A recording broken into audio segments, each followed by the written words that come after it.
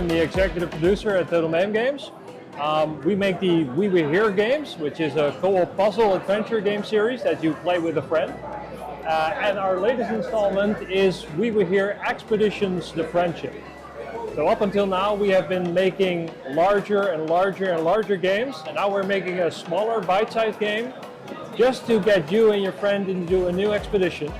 And it also helps us to try something completely new. So we have some new mechanics here that we haven't tried before, and we are really anxious to see what it is about and how you will respond as players. It is available right now, and for the first 30 days is going to be free on all platforms. So make sure you grab it on time. It's Steam, Epic, Xbox, and PlayStation. So Total War Pharaoh comes out October 11th. It is grand strategy in the best way possible. So the Total War series obviously has had 23 years to refine its formula, and this is the newest entry. It's set during the Bronze Age collapse in Egypt, the Near Middle East, and Anatolia. And you really get to experience what it was like at this cataclysmic time. In the campaign layer, you get to enact your diplomacy, build your empire, hopefully fortify your cities. And in the battle layer, you get to be the general on the battlefield, directing your units and telling them where to go and who to kill, hopefully. We are including a tutorial, tutorialization within the game itself. So we're trying to make it as accessible as possible for newcomers. Obviously, Total War is known to be a rather complex game, but we've really taken steps to ensure it can be as accessible as possible. We also have campaign customization, meaning before you start the campaign, you can set the difficulty, you can customize it to your own liking, how rich the AI is, how many starting resources you get, natural disasters, deities. Wow. So if there's any systems you struggle with, you can momentarily disable those, try a campaign, tailor to your liking, and then see how you end up. Sure, I'm Mark. I'm from a company called Introversion Software, and we've got Last Starship. We made Prison Architect. So that was kind of our last game, and we wanted to move in a slightly different direction. And we've always been massive fans of space. You know, we grew up with Star Trek and Battlestar Galactica and all the rest of it. And we've never made a sci-fi game before.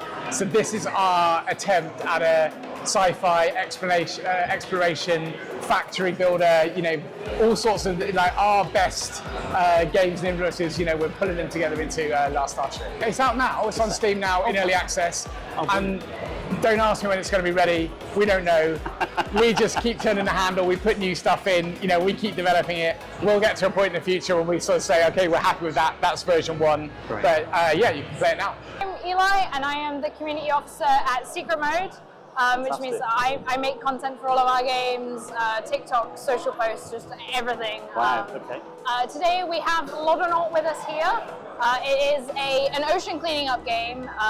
You are on an alien planet and you've been tasked with cleaning up all of the pollutants, so glass bottles, plastic rings, cans, and just general goop, as it is called, from the ocean. And there are these little creatures called Loddles who are very sad that their home and their environment is all gooped up.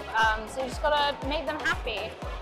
We do a lot of work with WDC, and so just the environment is very important to us as a whole company. So over here we have a little to the left, which is currently available on PC, MacBook, and Nintendo Switch. Okay. It is a little organizing your household items, whether that's like pens, your kitchen drawer, and all of that. While there's a mischievous little cat who is having a little bit of fun with those items. So it's about working around him and just sort of like a calm, tidy up game.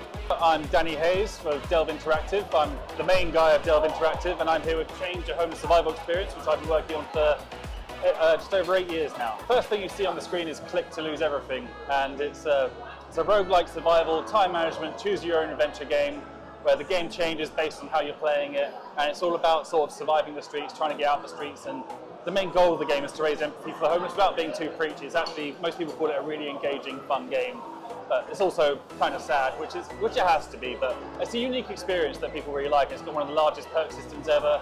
It deals with the welfare system, the shelter system, drugs and addiction, mental health of various kinds. Wow. Okay. Finding day labour and all the things on the streets you might have to deal with, based on real experiences from real homeless people. Yeah, it's currently available on Steam for PC, Mac, Linux, and we're coming out for mobile and console soon. I'm Liam Lawler, Partnerships Coordinator for Special Effects, and we're here to promote accessible gaming and helping people with physical disabilities to get access to video games. What we've got right in front of us, what we're trying to do here is show an example of the different ways in which you can build accessible controllers to allow people who have access needs to play the same games as everybody else.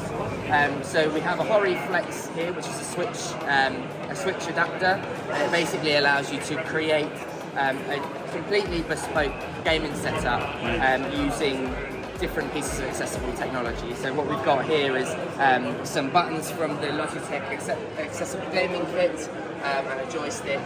This game has very few inputs, so it allows basically a really simple setup to be created. So if someone only has access to basically two controls, they can play these games. Magic. Partnership with Sumo Group, so we're a charity partner of Sumo Group, and we were invited to a conference of theirs where they had this game.